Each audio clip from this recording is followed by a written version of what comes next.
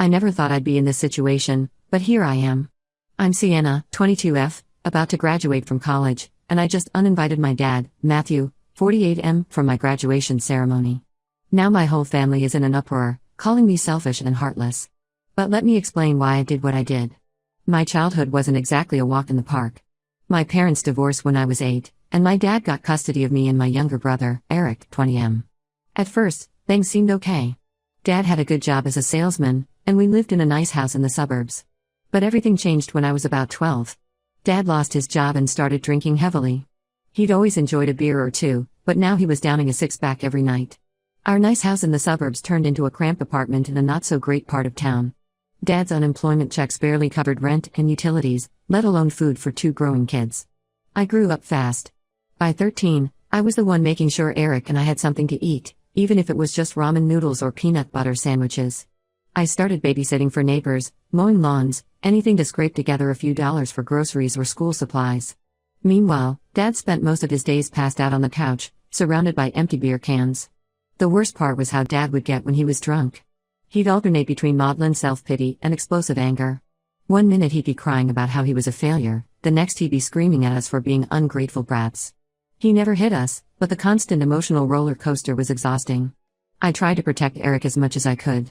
I'd send him to a friend's house when Dad was in one of his moods, or I'd deliberately provoke Dad to focus his anger on me instead of Eric. It wasn't easy, but I felt like I had to be the adult since our actual adult was barely functioning. Despite all this, I managed to keep my grades up. School became my escape, the one place where I felt normal and in control. I threw myself into my studies and extracurriculars, partly because I enjoyed them, but also because it meant spending less time at home. When it came time to apply for colleges, I did it all on my own. Dad was too drunk to help, and even if he had been sober, he probably wouldn't have known how. I applied for every scholarship I could find, wrote countless essays, and somehow, miraculously, got a full ride to a good state university. The day I left for college was the happiest day of my life. For the first time, I felt free. I didn't have to worry about what I'd find when I got home, or whether there'd be food in the fridge, or if Dad would be sober enough to remember to pay the electric bill. Eric stayed with Dad, but he was old enough by then to take care of himself. Plus, he had always been Dad's favorite, so things were easier for him. We stayed in touch, and Eric would keep me updated on how things were at home. Over the next 4 years, I thrived.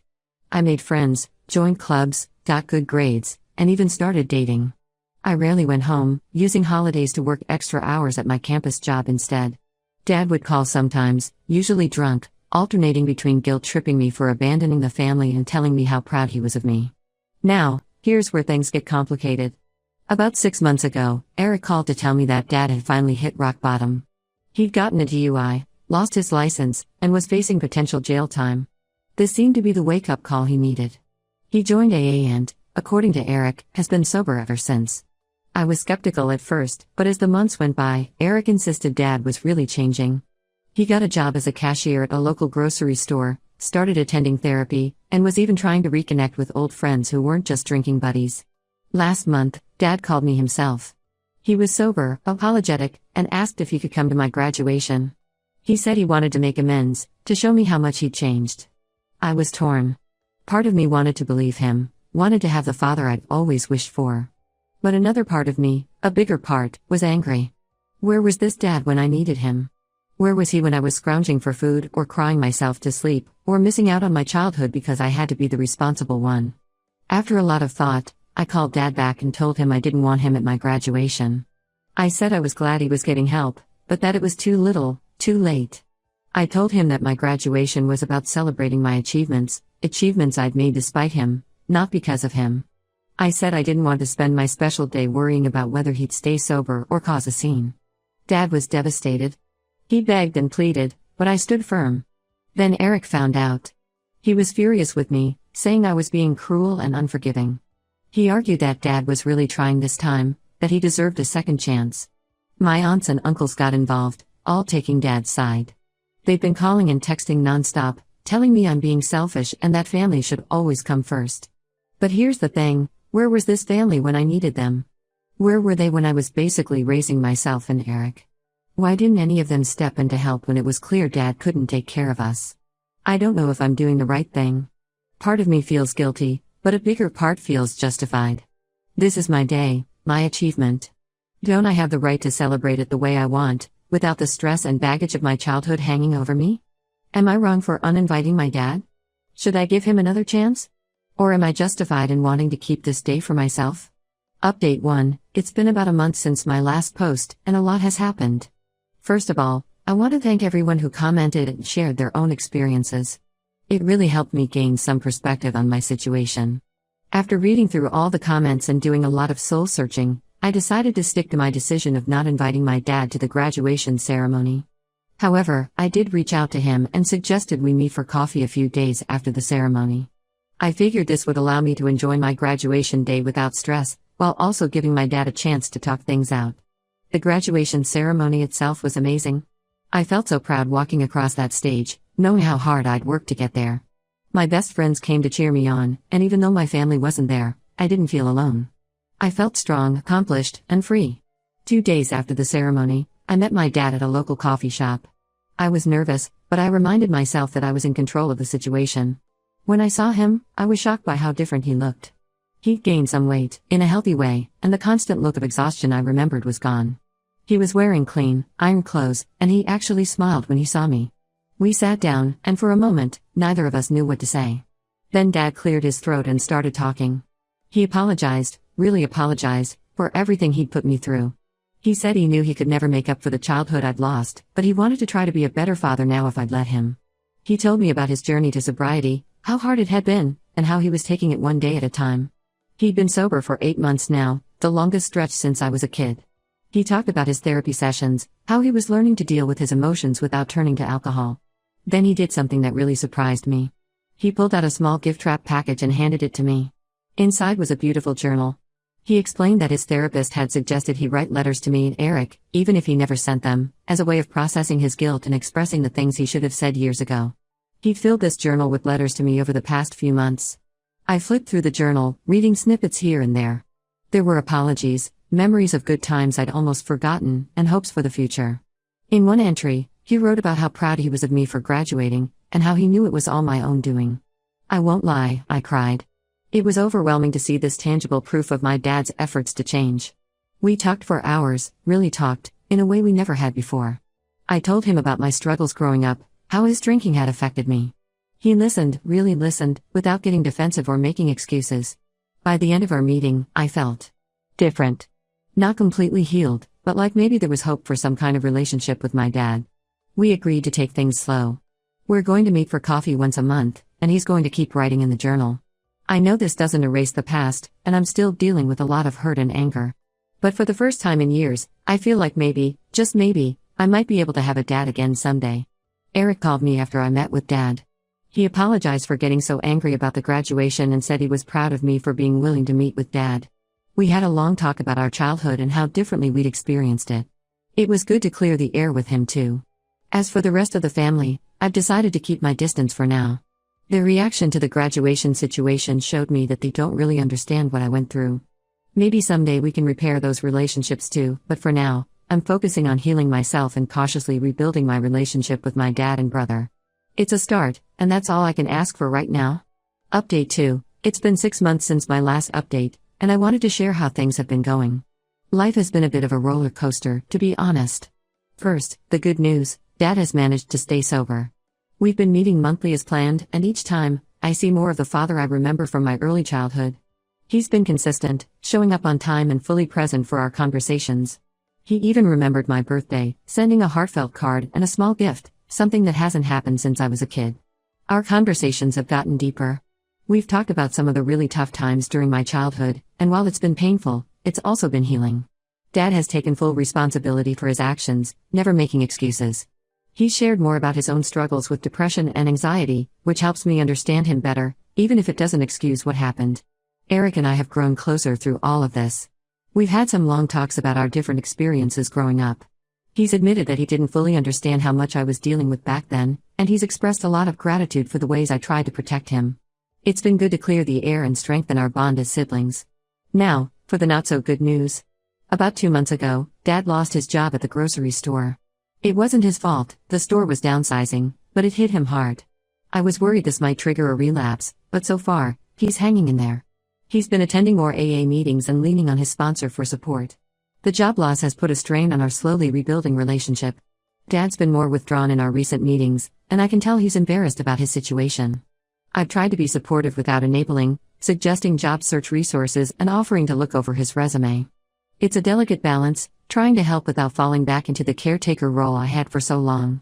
The extended family situation has improved somewhat. My Aunt Lisa, Dad's sister, reached out to apologize for how she reacted to the graduation situation. We had a long talk, and she admitted she had no idea how bad things had been for Eric and me. She's been making an effort to be more supportive, even offering to help Dad with his job search. As for me, I started my first post-college job about 3 months ago. It's in my field of study, and I'm really enjoying it. The transition from student to full-time employee has been challenging but exciting. I'm finally feeling like I'm building the life I've always wanted for myself. One unexpected development is that I've started seeing a therapist. After all the emotional ups and downs of the past few months, I realized I needed some professional help to process everything. It's been really helpful in dealing with my lingering anger and trust issues. My therapist suggested I start journaling, like Dad has been doing. It's been eye-opening to see my thoughts and feelings on paper. I've realized I still have a lot of unresolved pain from my childhood, but I'm working through it.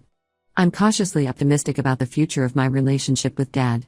We're not fully healed, I don't know if we ever will be, but we're in a much better place than we were a year ago. I'm proud of the progress he's made, and I'm proud of myself for being open to this process of reconciliation. That said, I'm also trying to manage my expectations. I know recovery is a lifelong process, and there may be setbacks along the way. I'm working on finding a balance between being supportive of Dad's recovery and maintaining healthy boundaries for myself. As always, I appreciate any advice or insights from those who have been in similar situations. How do you support a recovering parent without losing yourself in the process? And how do you know when, or if, to fully trust again? Update 3. It's been almost a year since my original post, and I felt it was time for another update. A lot has changed, and I'm still processing it all. The biggest news is that Dad relapsed about 2 months ago. It happened after he'd been unemployed for nearly 6 months. The stress of job hunting, financial struggles, and I suspect, the weight of guilt and trying to make amends, became too much for him. I found out when he didn't show up for our monthly coffee meeting. Worried, I called Eric, who went to check on Dad and found him passed out drunk in his apartment. It was like a punch to the gut, seeing all the progress of the past year seemingly erased in one moment. But here's the thing, it wasn't erased. Yes, Dad slipped, but his response to the slip was completely different from how he would have handled it in the past. He immediately called his sponsor, checked himself into a 30-day rehab program, and reached out to both Eric and me to apologize and assure us he was getting help. I won't lie, I was angry and hurt when I first found out. All those old feelings of betrayal and abandonment came rushing back. But after some time to process and a few intense sessions with my therapist, I realized something important: recovery isn't a straight line. Relapse, while not inevitable, is a common part of the process for many people. What matters is how Dad handled the relapse. He didn't try to hide it or make excuses. He took responsibility and immediately took steps to get back on track. That's growth, even if it doesn't feel like it in the moment. Dad's been out of rehab for a few weeks now. He's back to attending daily AA meetings and has found a part-time job at a local hardware store. It's not much, but it's a start, and he seems determined to rebuild his life again. Our relationship is complicated. I'm proud of how he handled the relapse, but I'm also wary. The trust we've been building over the past year has been shaken. We're still meeting monthly, but the atmosphere is more subdued. We're both trying to figure out how to move forward from here. Eric has been amazing through all of this. He's been a rock for both Dad and me, offering support without enabling. Our sibling bond has only grown stronger through this ordeal. We've had some deep conversations about our childhood, our relationships with Dad, and our hopes and fears for the future. I'm incredibly grateful to have him in my life. As for me, I'm doing okay. My job is going well, I even got a small promotion last month. I'm still seeing my therapist regularly, which has been crucial in helping me navigate these turbulent emotions. I've also started volunteering at a local youth center, working with kids who come from difficult home situations. It's been healing to be able to offer the kind of support I wish I'd had as a child. My perspective on addiction and recovery has shifted dramatically over the past year. I've learned that it's a complex, lifelong process, with ups and downs along the way. I've also learned that while I can be supportive of Dad's journey, his sobriety is ultimately his responsibility, not mine. I'm working on finding a balance between having compassion for Dad's struggles and maintaining healthy boundaries for myself. It's not easy, and some days are harder than others. But I'm committed to this process of healing, both for myself and for my relationship with my father.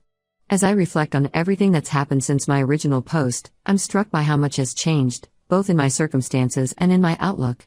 A year ago, I was angry, hurt, and unsure if I even wanted a relationship with my dad. Now, while things aren't perfect, I feel like we're both trying our best to build something new. I don't know what the future holds. Dad's relapse was a stark reminder that recovery is an ongoing process, not a destination. But I'm cautiously hopeful. We've come a long way from where we were a year ago, even with the setbacks. I've learned a lot about forgiveness over this past year. Not the kind of forgiveness that excuses or forgets past hurts, but the kind that allows you to move forward without being weighed down by anger and resentment. It's a daily choice, and some days are harder than others, but I'm committed to it. To those who have followed my story and offered advice and support along the way, thank you. Your insights and shared experiences have been invaluable. And to those who might be going through something similar, know that you're not alone. It's okay to have complicated feelings about family, to love someone while also being hurt by them, to hope for change while protecting yourself. As for me, I'm focusing on building the life I want for myself.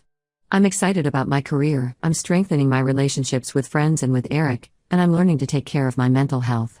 My relationship with Dad is just one part of my life, not the whole of it. I don't know if I'll post another update. Part of moving forward is not letting this story define me. But I wanted to share where things stand now, and to thank this community for being a part of my journey. To anyone struggling with a parent's addiction or their own recovery journey, it's not an easy road, but there is hope. Take care of yourselves, set boundaries where you need to, and remember that you're not responsible for anyone else's sobriety but your own.